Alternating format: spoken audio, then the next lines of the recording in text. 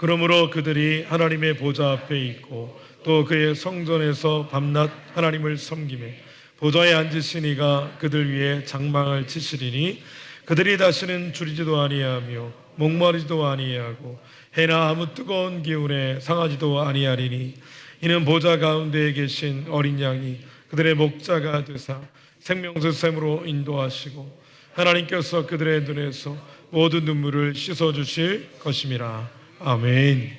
요한계시록 큐티 잘 하고 계시죠? 네, 요한계시록을 큐티를 하면서 저도 개인적으로 많은 은혜를 받고 있는데, 큐티를 하실 때는 배경을 아는 거 참 중요합니다. 그래서 사도 요한은 지금 반모섬의 유배 중이다. 그래서 사도 요한의 심정으로 그런 말씀을 묵상하시는 게 참 필요하고, 유배 중인 그가 도덕적인 문제가 있어서가 아니라 신앙 때문에, 그러니까 황제를 숭배하는 그 신앙을 받아들일 수 없고, 그래서 예수 그리스도를 주로 믿는 신앙 때문에 고난의 길을 자처해서 그 길을 걸어가고 있는 거잖아요. 그래서 유배를 당해가지고 18개월 동안 있을 때 하나님께서 그에게 하나님께서 이루실 구원의 여정의 여러 가지 사건들을, 그리고 그 완성의 장면을, 천상의 모습을 사도 요한에게 하나하나 다 보여주셨습니다. 그래서 기록된 것이 요한계시록입니다. 하나님께서 사도 요한에게 보여주실 때는 왜 보여주셨냐면 소망을 가지라고, 그리고 위로하는 차원에서 믿음을 견고하게 세우기 위하여 하나님께서는 요한계시록을 사도 요한에게 선상을 보여주시고 쓰도록 하신 것이고, 또 요한만 중요한 것이 아니라 오늘날 예수님을 믿는 오늘 우리들에게도 손에 잡히듯 잡히지 않는 것 같은 주님의 세계에 대한 하나님의 구원 계획과 그 과정에 대한, 천국에 대한 것을 분명하게 보여주시고 우리의 믿음을 견고하게 세우시고, 예수 믿는 것이 제대로 믿고자 하면 고난이 따라오고 대가 지불을 해야 되고, 그리고 때로는 고통이 따라오는 비난과 수치와 모멸이 있을 수 있는 그 길을 걸어갈 때 회피하지 않고 도망가지 않고 직면하여 그 길을 걸어가는 백성으로 오늘도 우리를 세우시고자 하시는 의도가 있다. 저는 그렇게 해석을 합니다. 그 가운데 1장부터 쭉 우리가 큐티를 잘 해오셨을 테니까요, 오늘 6장부터 16장까지 10장에 걸쳐서 우리가 한 번쯤 들어봤음직한 우리 재앙 있죠. 7인을 떼는 재앙, 그리고 7 나팔 재앙, 그리고 7 대접에 대한 재앙, 이 세 가지 재앙에 대한 기록이 쭉 되어 있는데, 그것은 가면 갈수록 심층에서 보여주고 있는 겁니다. 맨 처음에는 어떻게 보면 일반적인 것을 가면 갈수록, 나팔, 대접 가면 갈수록 좀 더 이 섬세하게 구체적으로 디테일하게 다 하나님께서 보여주고 계신데, 오늘 우리가 7장을 읽었잖아요. 7장은 어떤 그 단계냐면 7가지 인을 막 떼면서 마지막 6째 인까지 떼고 7째 인을 떼기 전에 그 사이에 이 7장의 말씀이 있는 겁니다. 그리고 7째 인을 떼면서 동시에 7 나팔 재앙이 시작이 되는 거예요. 이 재앙은 결국 이 심판의 과정이기도 하고, 또 우리의 입장에서는 구원의 과정이 되기도 합니다. 그래서 그 말씀이 쭉 기록되어 있는데, 7 인을 떼는 것 중에서 예수 그리스도, 어린 양 되신 예수 그리스도께서 인을 떼시는데, 그러니까 이 구원이 완성되어 가는 데 있어서의 주도권은 주님께서 쥐고 계신 거예요. 그래서 하나하나 떼는데 그 재앙의 내용들을 자세히 말씀드릴 수 없지만 단어로 표현하자면 전쟁 또는 기근, 흉년, 죽음, 그리고 온 우주의 체질이 완전히 뒤바뀔 정도로의 큰 우주적인 재앙, 이렇게 말씀드릴 수가 있겠습니다. 이게 6째 인까지 뗄 때의 그런 재앙의 내용입니다. 그리고 7째 재앙일 이제 인을 떼는 그것을 통해 나팔장을 이야기하시기 전에 하나님께서는 이 사도 요한에게 구원받은 백성들을 하나님께서 어떻게 보호하시고 그리고 어떻게 인도하시고 그리고 천상에서 구원받은 자들은 어떤 모습으로 서 있는가에 대한 구체적인 내용을 지금 환상으로 보게 하신 게 이 7장의 내용입니다. 이 7장의 내용을 다 읽진 않았습니다만 오늘 읽은 말씀 이전의 말씀을 잠깐 정리를 해드리면 바람으로 묘사되는 그런 죽음의 천사가 이 땅을 막 이제 심판을 하려고 할 때 그것을 막아서는 네 천사가 있었고 그리고 한 천사가 올라와서 성도들 성경에서는 3절에 보게 되면 하나님의 종들의 이마에 인치기까지 이런 표현을 쓰는데 하나님을 믿는 자들의 이마에 도장을 찍는 겁니다. 이렇게 도장을 찍는 거예요. 이게 어떤 의미가 있냐면 이렇습니다. 에스겔 9장 4절을 먼저 한번 읽어보시면 좋겠습니다. 에스겔 9장 4절을 한번 열어주시죠. 자, 저 말씀은 에스겔을 통해서 보여주신 말씀인데 바벨론에 의해서 남유다가 멸망을 당할 때 멸망 가운데서도 하나님께서 구별하신 백성들이 있는데 그것을 저렇게 묘사한 겁니다. 4절을 읽겠습니다. 시작.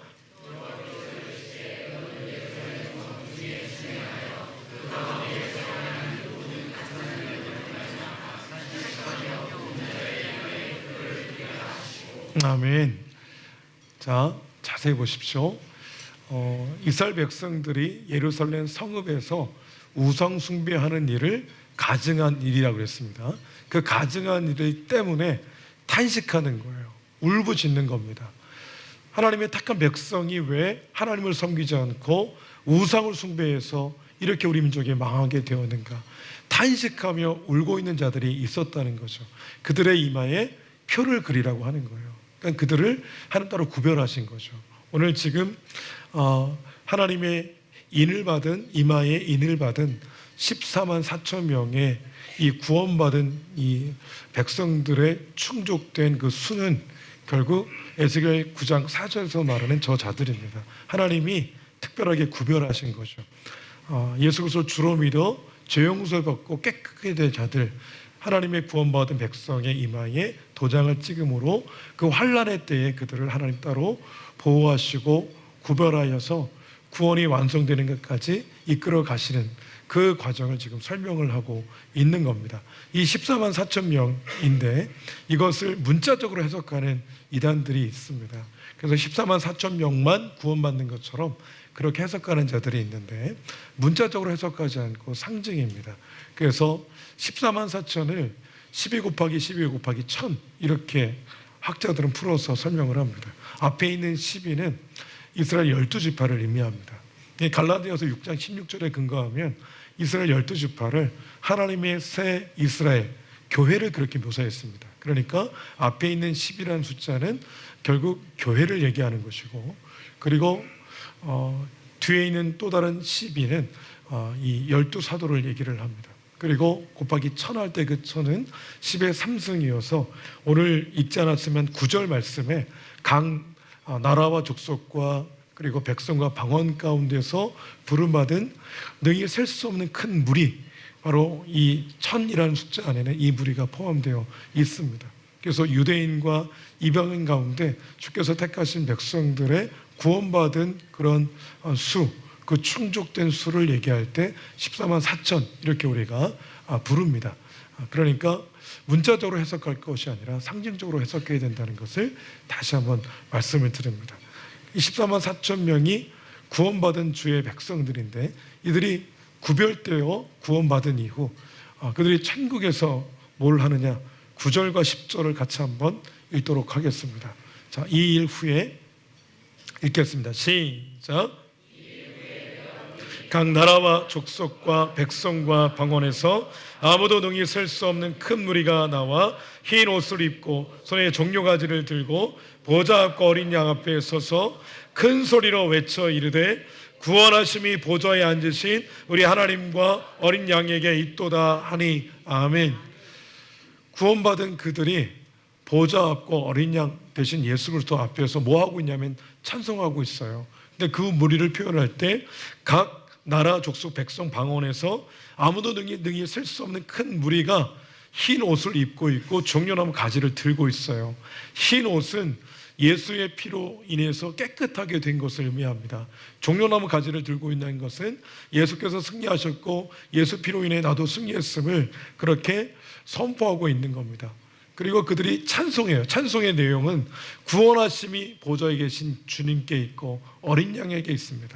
그분을 통해 우리는 구원받았습니다. 주님이 곧 구원이십니다 라고 그렇게 선포하고 막 찬송을 하고 있는 겁니다. 여러분, 여기 있는 모든 분들이 각 의자에 지금 빈 의자가 있지만 가득 앉아가지고 다 같이 일어나셔서 하나님 한 분을 그렇게 높여드리고 찬송하는 게 영광스러운 일이에요. 감동이 있고 감격이 있어요. 여러분도 그런 걸 느끼셨겠는데, 교회를 떠나서 교회 밖에서 10,000명, 20,000명 되는 사람들이 모여가지고 떼창을 하면서 막 이렇게 노래만 해도 감격이 있거든요.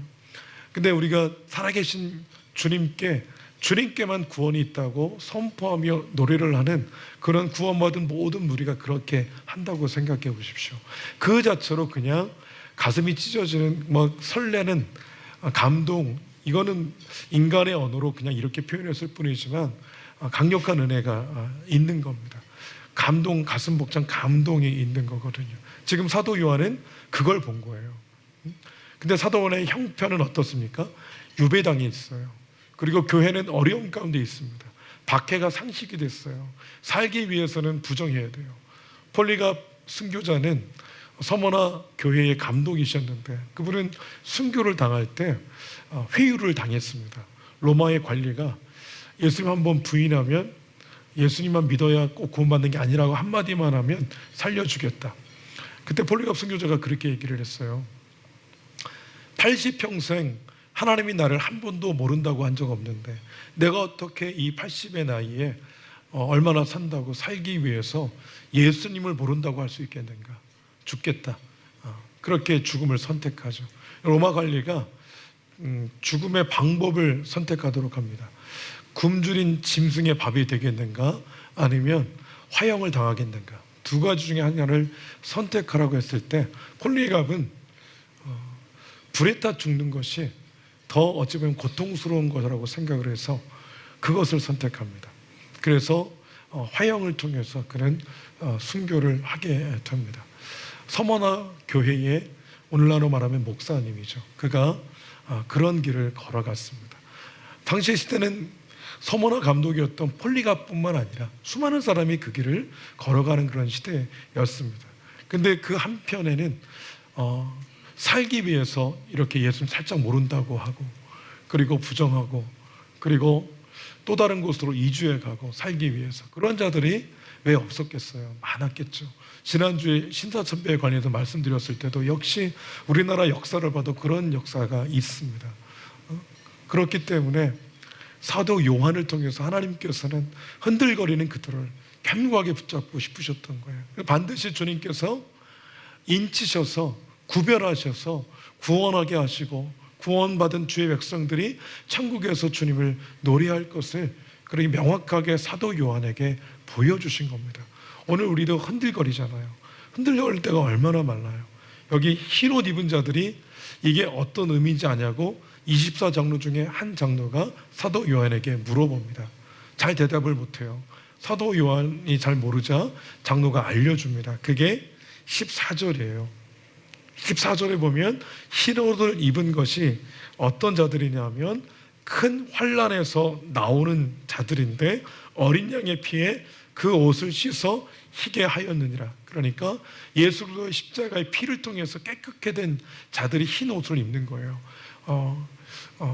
천군 천사와 함께 수많은 구원받은 백성이 흰 옷을 입고 예수 피로 구원받은 그들이 하나님을 지금 높여드리고 있는 모습을 사도 요한에게 보여주신 겁니다. 여러분, 신앙생활 하면서 우리에게 뭐가 제일 어렵습니까? 의심이 어렵습니다. 그리고 사단이 주는 두려움이 어려워요. 사단이 주는 불안함이 어렵습니다. 걱정과 근심이 어렵어요. 왜 밤에 잠을 못 잡니까? 사업의 문제 때문에, 질병의 문제 때문에, 잠을 못 자잖아요. 제가 어제 잠깐 영상을 봤는데 이 간병하는 분들의 이야기를 다룬 그런 다큐멘터리인데 눈물이 나더라고요. 어머니를 간병을 하는데 죽고 싶다는 거예요. 죽고 싶은데 어머니 때문에 목 죽는다는 거예요. 24시간 붙어 있어야 되고 어머니를 포기할 수 없어서 모든 자신의 가족도 직장도 모든 걸 다 뒤로 하고 그냥 어머니만 바라보고 10년 이상을 그렇게 언제 끝날지 모르는 그런 전쟁을 하듯이 지금도 계속해서 그렇게 하고 있는 분들의 이야기인데 가슴이 막 무너지더라고요. 저라면 저렇게 할 수 있을까 싶을 정도로 그렇게 고통 가운데 있는 분들이 무엇을 소망하며 그때를 살아갈 수 있을까? 무엇을 기대하고 그 현재를 살아갈 수 있을까? 참 막막하더라고요. 오늘 우리가 신앙의 측면에서 이 땅을 살아갈 때 신앙은 현실과 밀접해 있습니다. 현실 자체가 신앙인 거예요. 천국은 동떨어지지 있지 않고 오늘 현실 세계 속에서 우리는 경험하며 누리며 살아가야 되는데 특별히 사단은 계속해서 다양한 방법으로 우리를 회유합니다. 우리를 겁박하고 우리를 자꾸만 무력화하는 거죠. 그래서 믿는 믿음에 이 선악이 있는 이 영적인 힘을 조금씩 양력이 자꾸만 빠져나가게 유혹하는 게 사단 아닙니까? 사도 요한과 초대교회 성도들이 지금 그런 상태였기 때문에 주님께서는 두려워하지 말라고 걱정하지 말라고 너희가 지금 잘못된 길을 걸어가는 게 아니라 바른 길을 가고 있어 옳은 길이야 라고 하는 것을 지금 하나님 격려하고 계시는 겁니다. 환난을 피해가라고 말씀하지 않으세요. 도망가라고 말씀하지 않으세요. 그냥 회피하라고 말씀하지 않고 직면하라고 말씀하시는 거예요. 왜냐하면 그 길이 바른 길이고 옳은 길이고 그 길 끝에는 영원한 천국이 있기 때문에 반드시 포기하지 말고 그 길 가야 된다라고 사도 요한을 통해서 그들에게 말씀하시는 거고 오늘 우리에게도 말씀하시는 겁니다. 제가 일전에 설교할 때도 말씀드렸는데 제가 가슴이 뜨거워가지고 기도했어요. 하나님 제 인생을 주님께 드리겠습니다. 송두리째 주님께 다 드리겠습니다. 진심으로 고백했어요. 근데 주님이 나는 네 인생 필요 없고 네 몸 필요 없고 새끼손가락 하나만 다오 이렇게 얘기했어요. 그때 제가 인생은 드릴 수 있겠는데 이거는 못 드리겠다고. 그게 저라는 사실을 알았어요. 그처럼 연약한 게 나다. 그처럼 보잘것없는 게 나다. 이 사실을 명확하게 깨달았어요. 매일매일 주의 뜻대로 살기로 장담하고 또 장담하지만 매일 실패를 경험하는 게 바로 난데 내가 어찌 하나님 내 인생을 드리겠다고 그렇게 하나님 앞에 장담했었나. 하나님 앞에 장담했던 제가 회개하고 어떻게 하면 주의 뜻대로 살 수 있을까. 늘 실패하고 넘어지지만 다시 한번 기회를 주시는 하나님 앞에 약간 그 길을 걸어가겠으니 내게 하나님 힘 주십시오. 주님 힘 주지 않으면 난 갈 수 없습니다. 주께서 은혜 베풀지 않으면 저는 갈 수 없습니다. 이런 고백을 자연스럽게 하게 되더라고요. 15절에 우리가 읽은 말씀 15절에 뭐라고 그럽니까? 흰 옷을 입은 자들이 예수의 피로 깨끗게 된 자들이 그러므로 그들이 하나님의 보좌 앞에 있고 또 그의 성전에서 밤낮 하나님을 섬기며 보좌 앞에 있고 하나님을 섬겼다 그랬어요. 예수 피로 구원받은 자들은 어디 있어야 됩니까? 보좌 앞에 있는 거예요. 그러니까 거기서 하나님을 섬기는 거예요. 교회만 있고 예배 자리에만 있어라 이런 뜻이 아닙니다. 늘 하나님 앞에 내가 있다는 의식을 가지고 하나님을 섬기며 이 땅을 살아갈 존재로 주께서 우리를 디자인하시고 그렇게 세우신 겁니다. 서머나 교회, 에베소 교회, 빌라델비아 교회 이런 토아시아 7교회 성도들에게 너희가 지금 하나님 앞에 있는데 용기를 좀 내다. 그리고 하나님을 섬기는 그 길을 포기하지 말고 끝까지 가야 된다 말씀하시는 겁니다. 여러분 지금 누가 섬기고 있어요? 흰옷을 입은 자들이 섬기는 거예요. 흰옷 입은 자들은 어떤 자들입니까? 예수의 피로 깨끗게 된 자들이에요. 그러니까 오늘날 예수의 피로 구원받은 우리가 흰옷을 입었어요. 여러분 우리가 입고 있는 그런 의의 옷이라는 것은 이미 더러워졌습니다. 아무리 깨끗해 보여도 더러운 거예요. 비교해서 상대적으로 저 사람보다는 내가 좀 깨끗하지, 도덕적으로 좀 깨끗하지, 이렇게 살 수는 있습니다. 그러나 절대적인 하나님의 눈으로 봤을 때는 다 오염됐고 다 더러웠고 다 부패했습니다. 뭐 해야 됩니까? 더러운 옷은 벗어야 됩니다. 벗어 버려야 돼요. 벗지 않고 예수의 피로 인해서 의의 옷을 다시 덧입을 수는 없는 겁니다. 벗어야 입을 수 있는 겁니다. 우리는 우리의 더러운 옷을 다 벗어 주께 드리고, 흰 옷을, 그 더러운 옷을 예수의 십자가의 피로 깨끗하게 빨아 흰 옷, 의의 옷을, 예수 그리스도의 의의 옷을 입은 자로서 이 자리에 계신 줄로 믿습니다. 그 구원받은 주의 백성은 그러므로 예수의 피로 깨끗하게 된 그런 의의 옷을 입은 자들입니다. 믿음으로 예수 그리스도의 십자가의 죽으심을 믿음으로 의로운 옷을 입은 자들이에요. 여전히 의의 옷을 입고도 더러운 일을 행할 때가 있어요. 의로운 옷을 입고도 추악한 일을 행할 때도 있고, 추악한 생각, 추잡한 생각에 마음이 뺏길 때도 여전히 있습니다. 근데 중요한 건 이제는 신분이 바뀌었다는 게 중요해요. 더러운 옷은 다 벗겨지고 의의 옷으로 이제 입혀졌다는 게 중요한 겁니다. 그래서 실패하더라도 다시금 마음 추스려서, 아, 나는 의의 옷을 입은 자지, 나는 예수 그리스도로 옷 입은 자지, 다시금 자신을 거룩하게 구별해서 그 길을 걸어가는 게 중요합니다. 주님께서 우리에게 그렇게 도전하고 계신 거예요. 그래서 우리에게 뭐가 제일 중요합니까?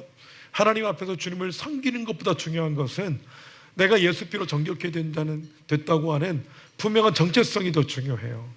제가 목사지만 십자가를 생각할 때 가슴이 뜨거워지지 않고 감동이 없고 식어져 있다.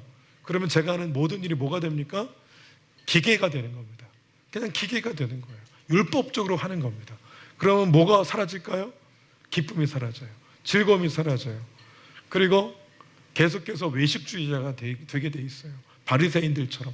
바리새인은 율법을 잘 지켰고 율법을 알았지만 율법의 정신, 율법을 왜 주셨는지 하나도 몰랐어요. 그래서 지키는 것이 급급해서 그게 가장 최고인 줄 알고 갔지만 그 마음 중심에 주님의 마음은 없었던 거죠. 여러분, 이 자리에 계시지만 우리가 제일 중요하게 여겨야 될 것은 예수의 피로 인해 내가 늘 감격 가운데 이 땅을 살아가고 있는가. 이게 중요합니다. 그러므로 예수 믿는 자들에게는 어떤 시간이 중요합니까? 주님과 만나는 시간이 그래서 중요한 겁니다. 아침에 주님을 만나야 되고 새벽에 주님을 만나야 되는 거예요. 깊은 밤에 깊은 새벽에 주님을 깊게 만날 수 있으셔야 됩니다. 거기서 뭐가 돼요? 힘이 얻어져요. 거기서 힘이 얻어져요. 그래서 하루를 또 살아갈 수 있게 되는 겁니다. 저녁에는 슬픔 가운데 잠이 들지만 아침에 벌떡 일어나서 삶의 현장으로 또 가는 이유는 어디에 있습니까? 힘이 있으니까. 힘이 주어졌으니까 또 가는 거거든요. 예수 믿는 자에게 힘은 어디서 오냐면 주님과의 관계 속에서 오는 겁니다. 십자가를 통해 구원받았기 때문에, 죄 용서 받았기 때문에 여전히 하나님 앞에는 드러낼 것 전혀 없지만 주의 피로 구원받았기 때문에 예수 십자가가 내 마음속에 깊이 있게 새겨질 때 그때 예배할 마음 생기고 주를 위해 살아갈 힘이 생기고 섬길 마음이 거기서부터 오는 거예요. 여러분, 하나님 앞에서 내가 좀 괜찮다 생각하지 마십시오. 나는 좀 의롭다 생각하지 마시고, 나는 하나님 앞에 좀 괜찮지라고 생각하지 마시고, 철저하게 우리 자신을 부인해야 우리의 십자가를 지고 갈 수 있고 하나님 보시 합당한 예배자로 서게 되는 줄로 믿습니다. 주님께서 그렇게 서 있는 자들에게, 섬기는 자들에게 약속하신 게 있어요. 15절 마지막에 보면 보좌에 앉으신 이가 그들 위에 장막을 치셨어요. 장막은 하나님의 임재, 이렇게 생각하시면 됩니다. 하나님의 임재 이렇게 생각하시면 돼요. 이스라엘 백성들이 출애굽해서 광야를 지나갈 때 하나님이 텐트 만들라고 했어요. 근데 하나님이 그곳에 임재하였기 때문에 우리는 성막 이렇게 부릅니다. 거룩한 텐트 이렇게 부르는 거예요. 그건 백성들이 선택한 게 아니고 하나님이 만들라고 먼저 얘기하신 겁니다. 하나님의 의지가 담겨 있는 거죠. 하나님은 저와 여러분 예수 믿는 자들과 지금도 함께하고 계신 줄로 믿습니다. 주님이 함께하고 계신 거예요. 어려움이 있기 때문에 함께하지 않는다, 이거는 잘못된 겁니다. 여러분, 가족이 어려움이 닥쳐요. 아버지가 어려우면 아이들도 어려운 거예요. 왜냐하면 가족은 공동체로 존재하니까. 근데 아버지는 어떻게 하죠? 사랑해요. 그러니까 책임지려고 해요. 성실하게 책임지려고 합니다. 몸이 아픈 것도 모르고 그냥 책임지려고 해요. 그게 누구로부터 왔어요? 하나님께로부터 와서 사람은, 아버지는 그런 본능이 있는 겁니다. 근데 그 원형 되시는 주님께서 우리와 함께 하시면서 관망하시겠어요? 팔짱 끼고 보시겠습니까? 주님은 팔짱 끼고 보시는 분이 아니라 적극적으로 개입하시는 분이에요. 그래서 때로는 고난도 그래서 유익인 겁니다. 이유가 있어서 고난을 겪게 하신 거예요. 야곱이 20년을 라반 외삼촌 밑에서 그렇게 정말 빈털터리가 되듯 다 털렸어요. 근데 그 20년 동안 야곱이 자기 사랑하는 모든 속성은 막 빠져나가기 시작합니다. 누구를 의지해요? 하나님만 의지하고 하나님 바라보는 그런 존재가 됩니다. 우리가 고난을 즐거워하는 사람이 어디 있어요? 선택해서 고난의 길을 걸어가는 사람이 어디 있습니까? 없어요. 근데 주님이 의도해서 고난을 주시는 이유는, 고난에 맞닥뜨리게 하는 이유는 거기서 나를 발견하고 주님 없으면 나는 아무것도 아니라는 사실을 깨닫게 하시고 절대적으로 주만 바라보게 하시는 존재로 만들어 가시는 줄로 믿습니다. 주님이 그렇게 하시는 거예요.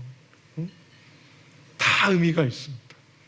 장막을 쳐주시고 우리와 함께 하신 그분이 16절에는 어떻게 해주시겠다고 약속하냐면 줄이지도 목마르지도 상하지도 않게 하시겠다. 이게 뭡니까? 이게 책임지는 사랑입니다. 책임지는 사랑을 성실하게 하는 거예요. 여러분도 동물을 사랑하거나 가족을 사랑하거나 사업을 사랑하면 어떻게 합니까? 그게 머릿속에 계속 맴맴 돌아요. 그래서 책임지죠.